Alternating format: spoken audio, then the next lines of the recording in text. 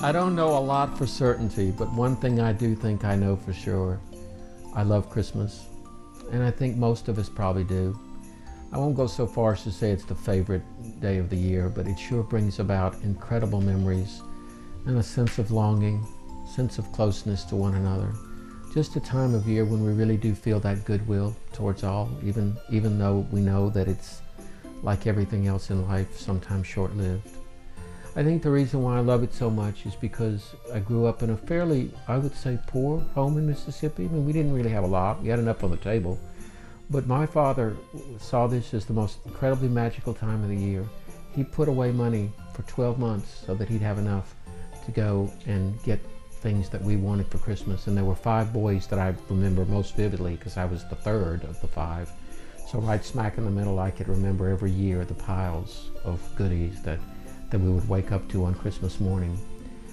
But as I've gotten older, I've also had to reflect that that really wasn't just what Christmas was about at all. And I've really done an injustice to my mother, because she spent the Christmas holidays, and in fact, long, long hours before the day ever came, in the kitchen preparing, baking, making divinity. And living in Mississippi Delta was always a question of whether the humidity was going to be in her favor or against her that year. The brownies, the Lebanese cookies, the cabbage rolls, the grape leaves, I mean, there was just food everywhere that would last for weeks. In fact, neighbors couldn't wait to come over and to share in that.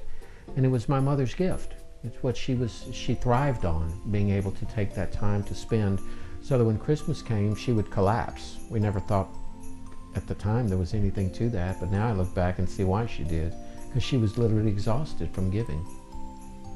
So it's made me realize that Christmas really isn't about piles of things always, and it's not about going out and shopping for things. That there is a spirit of Christmas that draws forth from us a kind of a creative spirit, a spirit that wants to give more of ourselves and not just of our fortune or our holdings, which is sometimes what we get caught up with in this consumeristic driven value system we live in. So I wanted to share with you something that happened to me last Christmas, which I just find probably one of the most moving experiences of my life. I was 55 because I turned 56 on December 28th. But anyway, to back up for a minute, my mother died in 2001 around New Year's. And so we're coming up to the 10th year anniversary of that death. And so that was a real void in our lives. A few years later, Daddy couldn't live alone anymore. So we realized that we were going to have to sell the house and place him, if you will, with one of the siblings or in an assisted living home. But we knew that he was no longer able to occupy our childhood home, so we had another kind of visitation by the angel of death, and we had to sell the house and go through everything in it. I'm telling you the truth when I say I don't remember how it happened. I don't remember how they landed here, but my mother was, I'm not going to call her a hoarder, but she sure loved to keep pictures and clippings of her 8 children.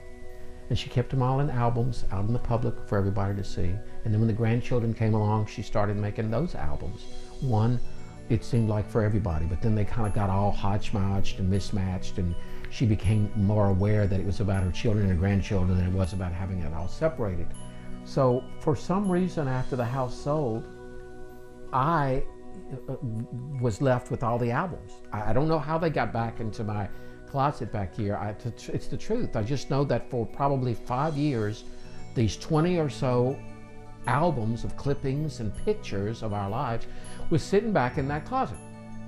So last year, after Thanksgiving was over, and I was kind of in that reflective mode about what's life going to be this year, what am I going to do for Christmas and my family, I just had this incredible awakening, enlightenment when I opened up the closet and I said, wow, that's what I'm going to do for Christmas this year. And I knew in my head exactly what it was. And so from that point on, every night, for probably 2 to 3 hours, I went through all the albums. I thought about the memories, walked through life with my brothers, sisters, nieces, and nephews, and I stacked piles all over the house. No way to have a party. The house was taken. The floor had become the earth for something new. And I was creating all these piles, and you probably think, well, what took you so long to do it? Well, it sounds easy, except that there were some pictures that had 2 or 3 siblings in it, or some clippings that were stories about maybe 2 or 3 of the nieces and nephews. And so I was like, oh, well, who gets this and who gets that, and how do I evenly divide it and make sure it's fair? And so I had to kind of plow through all this and make sure the stacks were even, and yet I didn't kind of overdo or underdo someone. So anyway, it became this chore, as my mother would say, of love. And then when it came time to package them all, I realized, why would I go buy new albums? I had the albums. And what was wrong with the fact that they were old? They were known very well to all the members of the family, and it was almost like putting on an old shoe. So I found an album for each person, and I put the album together. So I wrapped them up, sent them on the shipping, making sure they'd get it before. And I asked in the card, I asked everybody to do me one favor, and that was to wait until the end of the gift opening before they would open this. Because I'll tell you, if there's one thing I dislike about this culture, if I may speak boldly, it's that we give so many gifts. We don't even take time to really savor the one we're opening. We are moving from gift to gift, and I think that's tragic. So I asked my family not to do that with this, to make this the last gift so that they could say, I've got nothing else to open, and maybe I'll sit with this for a few minutes and let it speak to me. Because I knew in that gift that it was going to be a mixed blessing. I knew that when they would open up that, they would say thank you, and yet at the same time they would probably look back on some of those pictures and maybe feel the pain of 3rd grade, or maybe feel the insecurities of that senior prom picture when they wondered, oh my God, did I really look like this? Or maybe read a clipping that Mama had kept, and they would say, wow, she thought that much of me, that meant something to her.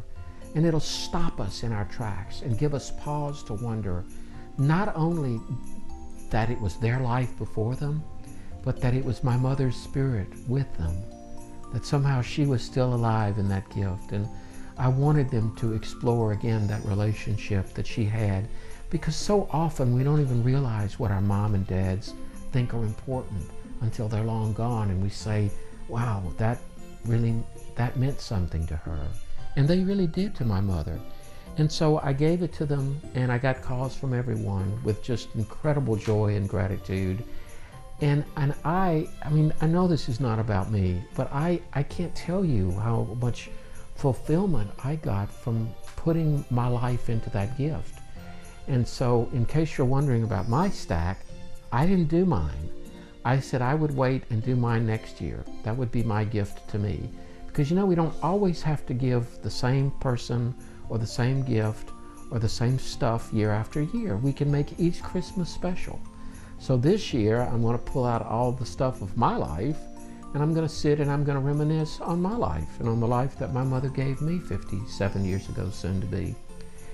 And maybe the real thrust of this story is not so much, again, that we might think about spending our time as well as our resources in our pocketbook, but maybe it's also a time to think of how we could be creative with our giving, how we could step outside the box and think of how we might, again, want to be the author of our own Christmas giving this year and give gifts that come from our heart and not from our pocketbook. I'm Dr. Nick, and wishing you all a very Merry Christmas, and reminding you that I'm always here to try to build a better you.